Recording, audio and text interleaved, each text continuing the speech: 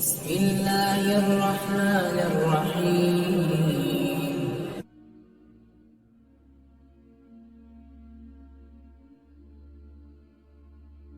فرشتے نورانی مخلوق ہیں جنہیں ان کی اصلی شکل و صورت میں دیکھنا انبیاء کرام علیہ الصلوۃ والسلام کے علاوہ کسی اور کے لیے ممکن نہیں، اور یہی وجہ ہے کہ ہمارے ارد گرد لاتعداد فرشتے اپنے کاموں میں مصروف ہیں مگر ہمیں وہ دکھائی نہیں دیتے۔ اگر وہ انسانی شکل اختیار کر کے ہمارے سامنے آئیں تو پھر انہیں دیکھنا ممکن ہے۔ انسان کی نسبت فرشتے عظیم مخلوق ہیں اور ان میں بھی بعض چھوٹے ہیں اور بعض بڑے۔ فرشتوں کے پر، فرشتوں میں بعض کے 2 پر ہیں اور بعض کے 600 پر۔ قرآن کریم میں اللہ پاک کا ارشاد پاک ہے، اللہ تعالیٰ ہی کے لیے تمام تعریفیں ہیں جو ابتدا آسمانوں اور زمین کا پیدا کرنے والا ہے اور 2 3 4 پروں والے فرشتوں کا اپنا قاصد پیغمبر بنانے والا ہے۔ بعض روایات کے مطابق جبریل امین علیہ السلام کے 600 پر دیکھے گئے ہیں اور ہر پر نے آسمان کو گھیر رکھا تھا۔ ان کے پروں سے مختلف رنگ اور قیمتی موتی بکھر رہے تھے۔ فرشتوں کے قد و قامت، وہ فرشتے جنہوں نے عرش اٹھا رکھا ہے ان کے قد و قامت کے بارے میں حضور نبی کریم صلی اللہ علیہ وآلہ وسلم کا فرمان ہے، مجھے ان میں سے ایک فرشتے کی قد و قامت بیان کرنے کی یہ اجازت ملی ہے، اور اس کا وجود کتنا بڑا ہے اس کا اندازہ اس بات سے کیا جا سکتا ہے کہ اس کے کان کی لو سے کندھے تک کا درمیانی حصہ اتنا لمبا ہے جتنی 700 سال کی مسافت۔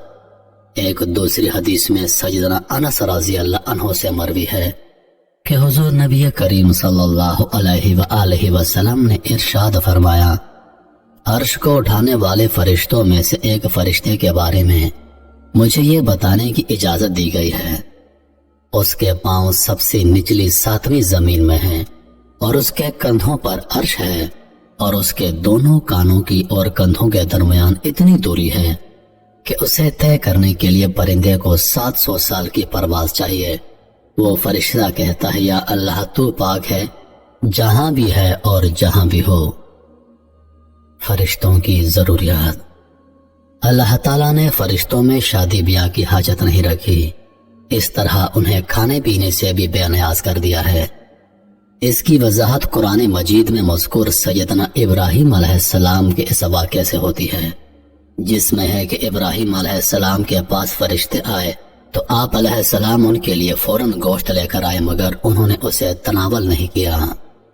اللہ تعالیٰ نے فرشتوں کو بیماری، سستی، کاہلی، دکھ، تکلیف، تھکاوٹ اور اکتاہٹ وغیرہ سے محفوظ رکھا ہے، اور وہ دن رات فقط اللہ کی اطاعت میں اپنے کاموں میں مصروف رہتے ہیں۔ قرآن مجید میں ہے، آسمانوں اور زمین میں جو کچھ ہے اسی اللہ کا ہے، اور جو کچھ اس کے پاس فرشتے ہیں وہ اس کی عبادت سے نہ سرکشی کرتے ہیں اور نہ تھکتے ہیں۔ وہ دن رات اللہ کی تسبیح بیان کرتے ہیں اور ذرا سی بھی سستی نہیں کرتے۔ محترم عزیز دوستو، آرام اور نیند تھکاوٹ کو دور کرنے کے لیے ہوتی ہے، اور جب یہ واضح ہو گیا کہ فرشتے نہ تھکتے ہیں اور نہ سست پڑتے ہیں تو پھر ان کے لیے نیند اور آرام کی کوئی ضرورت باقی نہیں رہ جاتی۔ فرشتے تقریباً عام طور پر آسمانوں میں رہتے ہیں اور اللہ کے حکم سے مختلف کاموں کے لیے زمین پر اترتے ہیں اور پھر واپس آسمان پر چلے جاتے ہیں۔ قرآن مجید میں ایک اور مقام پر خود فرشتوں کی یہ بات مذکور ہے، ہم تیرے رب کے حکم کے بغیر نہیں اترتے۔ فرشتوں کی تعداد، فرشتوں کی تعداد کتنی ہے اس کے بارے میں کوئی تفصیل نہیں ملتی، کیونکہ اللہ تعالیٰ کا فرمان ہے، تیرے رب کے لشکروں کو اس کے سوا اور کوئی نہیں جانتا۔ بعض احادیث سے معلوم ہوتا ہے کہ فرشتوں کی تعداد بہت زیادہ ہے، بلکہ اندازہ ہوتا ہے کہ انسانوں اور جنوں سے بھی ان کی تعداد زیادہ ہے۔ سیدنا ابو ذر رضی اللہ عنہ سے مروی ہے کہ اللہ کے رسول صلی اللہ علیہ وآلہ وسلم نے فرمایا، آسمانوں میں کہیں 4 انگلیاں جگہ بھی ایسی نہیں جہاں کوئی نہ کوئی فرشتہ سجدہ ریز نہ ہو۔ سیدنا عبداللہ بن مسعود رضی اللہ عنہ سے مروی ہے کہ اللہ کے رسول صلی اللہ علیہ وآلہ وسلم نے فرمایا، قیامت کے روز جہنم کو اس حال میں لایا جائے گا کہ اس کی 70 لگامیں ہوں گی اور ہر لگام کے ساتھ 70,000 فرشتے ہوں گے جو اسے کھینچ کر لا رہے ہوں گے۔ فرشتوں کی ایک اہم خاصیت یہ بھی ہے کہ وہ اللہ تعالیٰ کے حکم سے اپنی شکل و صورت کے علاوہ کوئی اور صورت اختیار کر سکتے ہیں۔ یہ صورت کسی ایسے انسان کی بھی ہو سکتی ہے جسے دیکھنے والے پہچان لیں۔ انسانوں کے علاوہ کسی اور ذی-روح کی صورت اختیار کرنے کی فرشتوں کو طاقت ہے یا نہیں، اس کے بارے میں قرآن و سنت میں کوئی صراحت یا ذکر نہیں ملتا، البتہ ان کے انسانی شکل اختیار کرنے کے واقعات ضرور ملتے ہیں، اور انہی سے اندازہ ہوتا ہے کہ فرشتے اللہ تعالیٰ کے حکم سے دیگر شکلیں بھی اختیار کر سکتے ہیں۔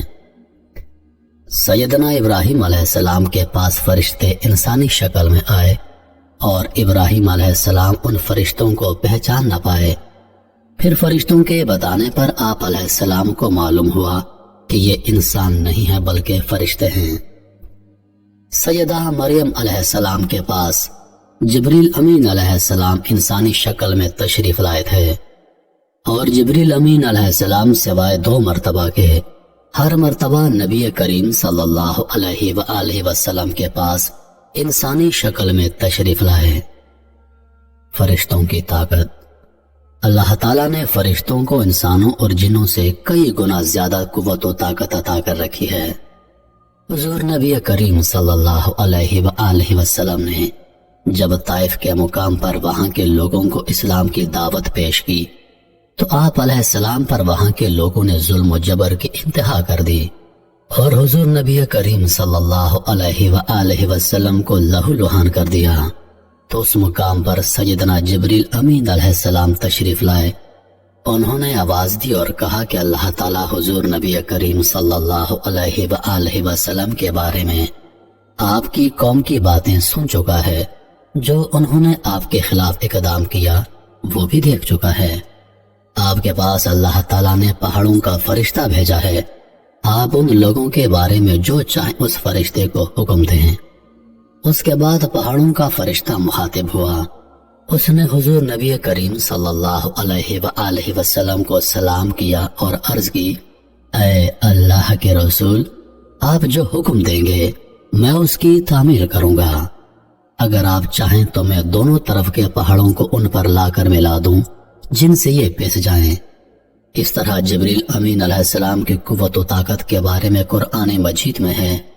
انہیں حضور نبی کریم صلی اللہ علیہ وآلہ وسلم کو زبردست طاقت والے فرشتے نے سکھایا ہے جو زور آور ہے۔ فرشتوں کا نظام و ضبط۔ فرشتے اپنے ہر کام میں نظم و ضبط کی پابندی کرتے ہیں اور اس میں کسی قسم کی کمی بیشی یا سستی اور کاہلی وغیرہ کا مظاہرہ نہیں کرتے۔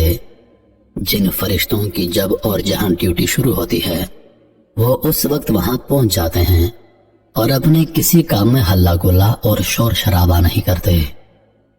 فرشتوں کی موت کا بیان۔ جس طرح انسانوں کی پیدائش اور موت کے مختلف مراحل ہوتے ہیں، فرشتوں کے لیے یہ مراحل نہیں ہیں، یعنی دنیا میں نئے انسان پیدا ہوتے ہیں اور پہلے سے موجود انسان فوت ہوتے رہتے ہیں، لیکن اس کے برعکس جب اللہ تعالیٰ نے فرشتوں کو پیدا کیا ہے تب سے وہ زندہ ہیں، اور قیامت قائم ہونے تک جب تک اللہ پاک چاہیں گے وہ زندہ رہیں گے، اور اللہ تعالیٰ کی طرف سے انہیں جو ذمہ داریاں دی گئی ہیں انہیں احسن طریقے سے وہ پورا کرتے رہیں گے۔ لیکن جب قیامت آئے گی تو یہ فرشتے بھی موت سے دوچار ہوں گے، اور ایک ایسا وقت آئے گا جب کائنات میں اللہ تعالیٰ کے علاوہ کوئی چیز زندہ نہ رہے گی۔ اسی صورتحال کو قرآن مجید میں اس طرح بیان کیا گیا ہے، زمین پر جو ہیں سب فنا ہونے والے ہیں، صرف تیرے رب کی ذات جو عظمت اور عزت والی ہے وہی باقی رہ جائے گی۔